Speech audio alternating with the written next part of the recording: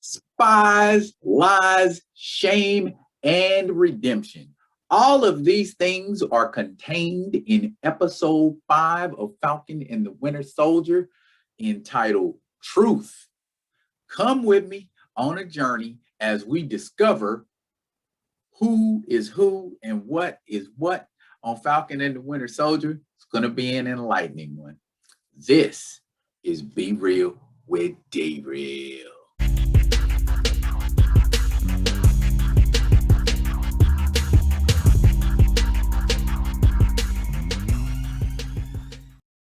What up, y'all? It's your man D Real, the Black Panther stalking the urban jungle and vibrating with Adidas, bringing you another Be Real with D Real. I'm D Real. I'm excited. I can't wait. Let's get into it now. Episode 5 of Falcon and the Winter Soldier. Oh boy. Oh boy. A lot of reveals, a lot of things going on, a lot of things being set up. FYI, episode 5 is the penultimate episode of this season of Falcon and the Winter Soldier. They said they were only doing 6 episodes. This was just the 5th one. So that means we got one more to go. Let me bring you up to speed real quick in case you're not. Episode 5 picks right up where we left off with episode 4 after faux Captain America murders the Flag Smasher and runs off, and he's mumbling some stuff trying to justify to himself, oh, that was the one who killed my buddy Lamar. But in fact, it wasn't. And we come to the kind of a showdown where Bucky and Falcon confront the John Walker fake Captain America, and it's a vicious fight. I mean, it's a vicious fight. And if I didn't say so already, number one, if you didn't know already, this is going to have spoilers in it. And number two, from the rip, I'm going to need y'all to like, comment, and subscribe. Like, comment, and subscribe. Now, back to our story. He's vicious, to say the least. He is using that shield to, like, he wants to decapitate everybody in front of it. John Walker clearly is a loose cannon. And after a protracted battle in a warehouse, Falcon gets one of his wings ripped off. The Winter Soldier takes a shot that kind of deactivates his arm for a second, but eventually they manage to take down fake Captain America. He either surrenders or he gets taken back to the United States, where he faces a committee and they rip him a new one and take the Captain America title from him and tell him he's prohibited from acting on the behalf of the government. More on that later. And John Walker, after he gets kicked out of the Captain America persona, Sam retains the shield. So we know kind of what we're setting up for. And we'll get to that in a second too. But enter a new character, or should I say a new old character. We were treated to the presence of one Contessa Valentina Allegra de Fontaine. That's a mouthful. So we're just going to call her Countess Val. Her name literally means healthy, beautiful Countess of the Fountain.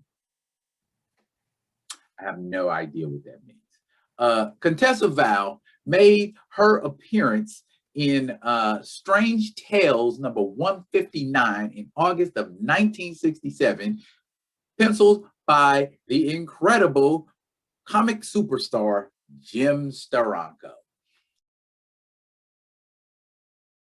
She has a deep history in the spy game. Okay, when she was first introduced, she was a SHIELD trainee. She literally flipped Nick Fury. in her first appearance, and Nick Fury was still white back then.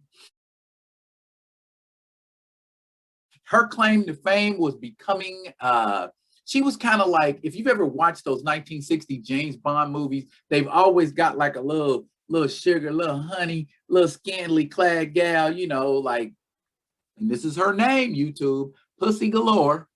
But Pussy Galore isn't the one. Honey Rider, played by Ursula Andress, is who Countess Val would remind you of the most. You know, she's always has these little scantily clad outfits. She's got the dye in her hair. In the comics, she's got a gray streak in her hair. But she was played by the comedy legend, yes, she's a legend, Julia Louis-Dreyfuss, best known for Seinfeld and until recently Veep.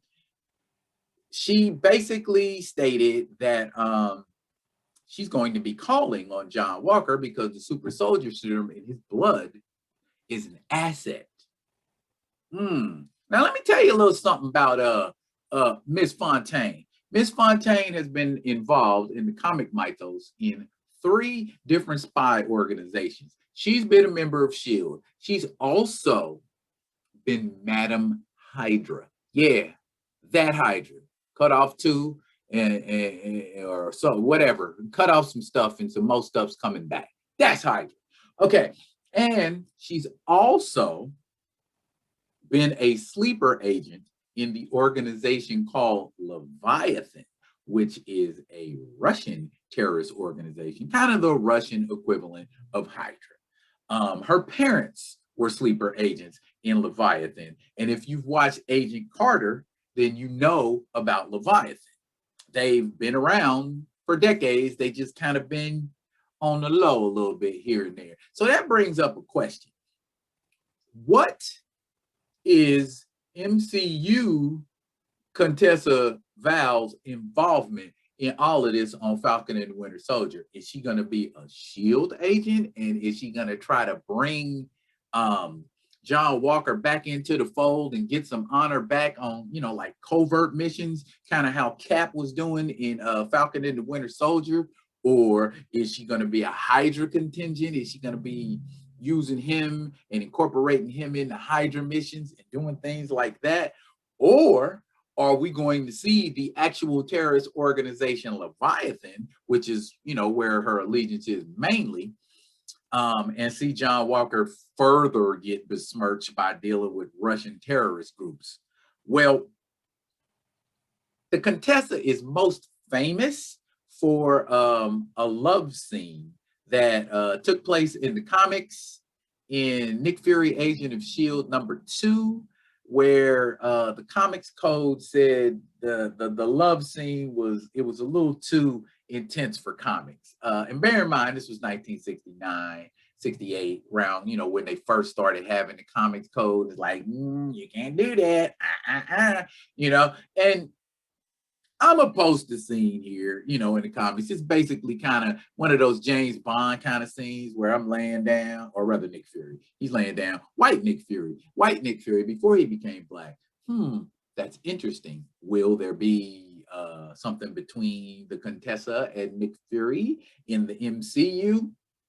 Who knows? But basically, that scene is kind of what defines her. She's, well, it's not James Bond, but we'll call her a Nick Fury girl. Okay. Other things that were going on in episode 5 of Falcon and the Winter Soldier was Sam Wilson meeting up with Isaiah Bradley. And Isaiah Bradley sounded so much like the disenchanted, angry black man that our uncles and grandparents are, who had to live through Jim Crow and segregation and all of the BS that our generations that came before us had to deal with. And he basically said, okay, Sam, if you choose to carry that shield and walk out before the world as Captain America, you're Uncle Tom. essentially, because after what he went through, being experimented on and incarcerated for 30 years, he's got no more love left. I mean, and I knew people like that are just like, I'm so done with the government. I'm so done with non-people of color. I don't know what to do because I'm just, and it's kind of like what's going on right now with all of these young black men being offed at the hands of the police. So it's, it's like, when is it going to stop? When is it going to end? This is just ridiculous. This is crazy. I don't know what to do.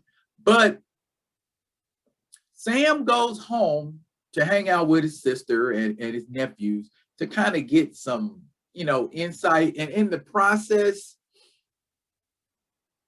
Sam's lifestyle and Sam's walk with his family shows us that there's more than one kind of all-American, if you will. And if all-American means all-inclusive to all Americans, why shouldn't the privilege of being Captain America go to a black man, an African American man, or an Asian American man, or a Latin American man? There's American in their name. We're putting that in the nomenclature. Why could they not be a Captain America? Of course, I know why, but I have to remain upbeat and philosophical for y'all. Inspiration. Yay. Okay. Isaiah Bradley. I think we're going to see more of him, and we're going to see more of his grandson, Elijah Bradley. Yeah, Elijah Bradley. John Walker. He's kind of off the deep end now, as if he wasn't already. He's all the way on the deep end. He was seen in an end credit scene making his own faux shield. So you know what that means. It is the birth of the U.S. agent, since the government told him you can't operate as Captain America and you can't use the shield. Technically, he doesn't have the shield, so he won't be operating with the government shield. As we later learned in that episode, that shield doesn't really belong to the government. Last time I checked, it was Howard Stark's shield or Tony Stark's shield, however you wanted to look at it. It doesn't belong to the government. So that means we're perfectly in the open for Sam to come out in his Captain America shield and uniform and wield it and save the day, as we're assuming is going to happen in episode 6.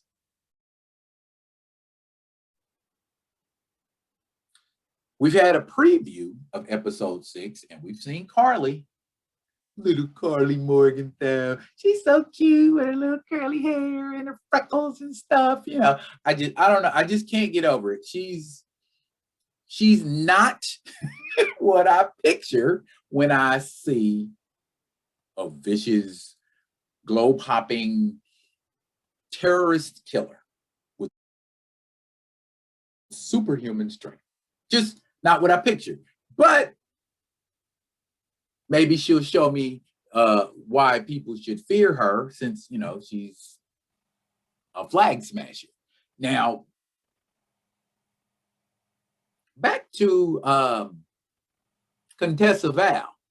She has also been portrayed in the dumpster fire of a movie called Nick Fury, Agent of S.H.I.E.L.D. back in the late 90s, where David Hasselhoff played Nick Fury. And she played Contessa Valentina Allegra de Fontaine. I said that. Okay. What's the deal? I've always wondered, is that Lisa Rinna's natural lips, or did she get some stuff injected in them? Because they're really fluffy for a non-person of color. I know that was just some terrible stuff for me to say, but I can't help it. Sometimes they look unnaturally huge. But anyways, so this isn't the first time we've seen the contestant. This is the first time we've seen her in the MCU, though. So things to expect in episode 6 of Falcon and the Winter Soldier. Expect to see Sam's new wings, Sam's new uniform. Expect to see a showdown between John Walker and Sam Wilson. Expect to see the Countess again, because I think she's going to initiate some stuff that will eventually bring John Walker and Sam Wilson on an inexorable path towards each other. Also, too, we have incorporated Sharon Carter's Madripoor connections into this episode, and she's brought George Batroc to team up with the Flag Smashers because he wants a piece of Sam. He wants the Falcon. He wants to knock that fella off. And that should be an interesting matchup too. Batroc has always been kind of a also-ran character in the comics, but it looks like, they're going to give him his just desserts, because that battle between him and the original Captain America in Falcon and the Winter Soldier, priceless. Sometimes I just watch it just to see, George St. Pierre in action. If you have not watched episode 5 of Falcon and the Winter Soldier, go watch it. Please go watch it and tell me in the comments here what you thought of that episode. And as always, comment, like, and subscribe. And I will be back with another fascinating video for you to comment on, like, and subscribe to this page right here. Be Real with D-Real. I'm D-Real. Y'all be good and be good to each other.